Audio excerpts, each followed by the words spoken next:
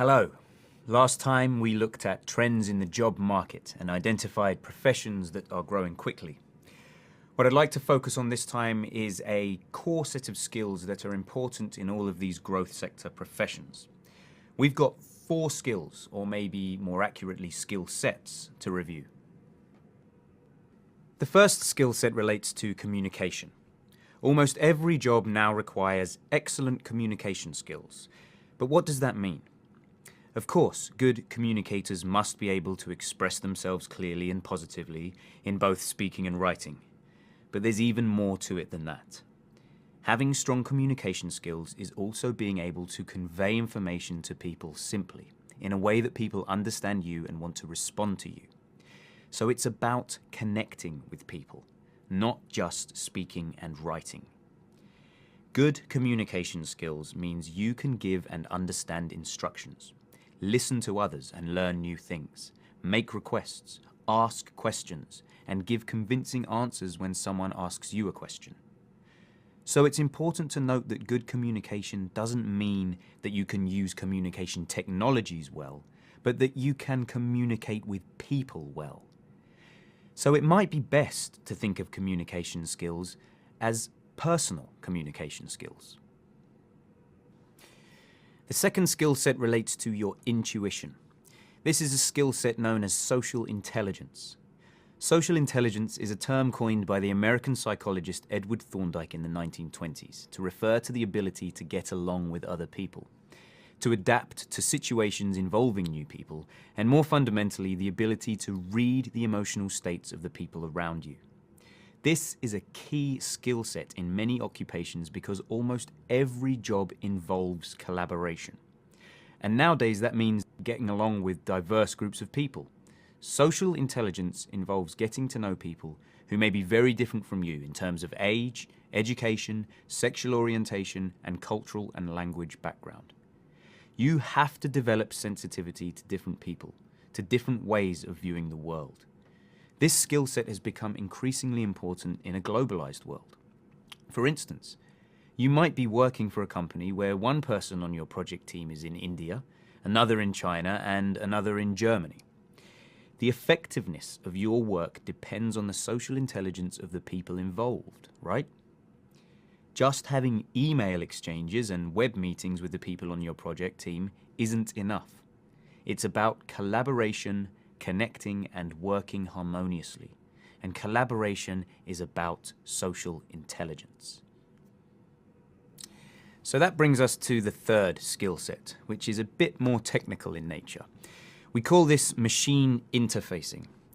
In the same way that we communicate fluently with our business colleagues in personal interactions, we also need to navigate fluently in different technologies and software. We need to be able to create and manage documents and spreadsheets and presentations.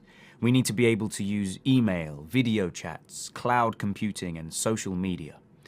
We used to think that only the IT people, the information technology staff, needed to understand the technology. But now everyone needs a basic understanding, and everyone needs an open mind to learning new technologies and new software as they develop. The fourth skill set is related to communication, intuition, and technology. This fourth skill is called sense making. This means making sense of all the complex stuff that is going on around us. Whether we're in business or education or medicine or whatever, information is exploding and knowledge is increasing at a rapid rate. It's impossible to take in all the new information and learn all of the new knowledge in our field. Rather, we have to try to make sense of the information around us. This means we have to learn how to categorize information, learn how to prioritize what's important.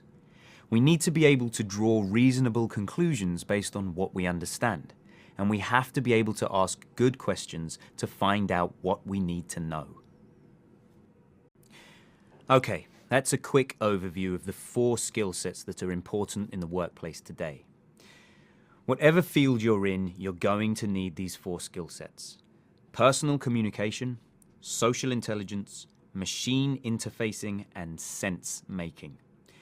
It probably seems very daunting, like how on earth am I supposed to acquire those skills? Well, The good news is that all of these skills can be learned through hands-on experience. You start building these skills as soon as you're aware of them. That's right. The first step is simply to know about the skills. Once you can identify these skills, you can begin to observe people around you who have these skills. You observe, you ask questions, you try out the new skills, you ask for feedback. How am I doing? Can you help me with this? What can I do to improve my skills in this area? This attitude of wanting to learn is the most important strategy you can use. Using this strategy moves us into a positive learning cycle in which we set goals, we perform, we evaluate our performance, and we then set new goals. If you stay open to learning, you'll go far. All right, let's leave it there for now. See you next time. Okay, so we need to discuss social intelligence, right?